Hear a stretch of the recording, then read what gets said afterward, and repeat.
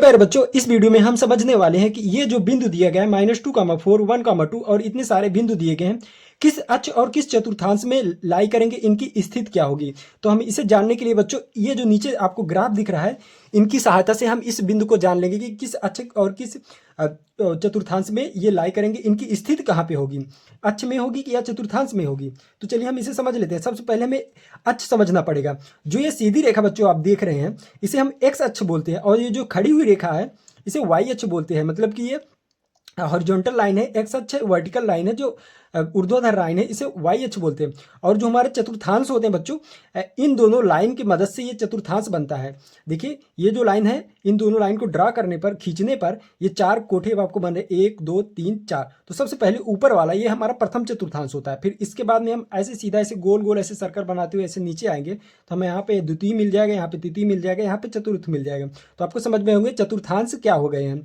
और दोनों अक्ष, एक्स अक्ष और वाई अक्ष की मदद से जो ये तल बनता है बच्चों, ये ही हमारा कार्तीय तल इसे बोलते हैं। ये जो पेज है हमारा, ये कार्तीय तल हो गया, समझ लीजिए। एक्स अक्ष और वाई अक्ष की मदद से जो एक तल बना है, तो इसे हम कार्तीय तल, आपको समझ में आ गया कार्तीय तल। अब समझ लेते हैं कि ये बिंदु किस अक्ष में लाई करेगा, किस अक्ष में इसकी स्थित होगी।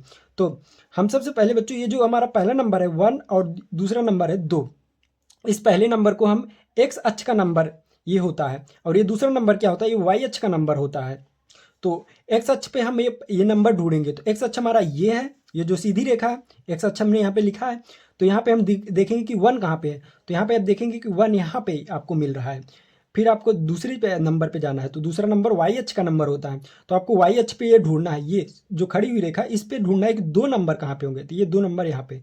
तो यहाँ से आपको बच्चों एक सीधी ऐसी रेखा खींचनी है, और यहाँ पे आपको एक्स अक्ष पे एक नंबर पे, ये जो पहला वाला नंबर था, यहाँ से भी आपको एक सीधी ऐसी रेखा खींचनी है। अब देखना है, दोनों जगह आपने रेखा खींच दिया है।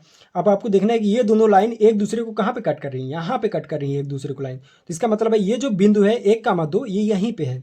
इसकी स्थिति, इसकी पोजीशन क्या है, ये यहीं पे, यहाँ पे जो कट कर रहा है। तो ये किस चतुर्थांश में है या कोई किसी अक्ष में है, तो ये चतुर्थांश में है।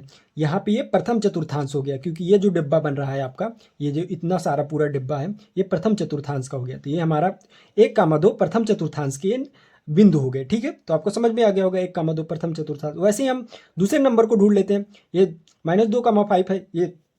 तो इसको कैसे हम बताएंगे कि ये किस चतुर्थांश में है। इसको भी ऐसे ही, ये पहला वाला नंबर होता है, एक्स अक्ष का नंबर होता है। तो एक्स अक्ष पे हम ढूंढेंगे कि ये -2 कहाँ पे मिलेगा हमें। तो एक्स अक्ष पे इधर तो जाएंगे, प्लस में इधर आएंगे, तो देखेंगे यहाँ पे -2 मिल रहा है। तो फिर से हमें यहाँ पे ऐसे लाइन खींचेंगे, एक 90 अंश का कोण बनाते हुए ऐसे एक लाइन खींच देंगे। ठीक है बच्चों, फिर हम दूसरे नंबर पे जाएंगे 5, ये वाई अक्ष का नंबर होता है दूसरा नंबर। तो वाई अक्ष पे ढूंढेंगे 5 कहाँ पे हमें मिलेगा, 5 यहाँ पे हमें कहीं पे मिलेगा।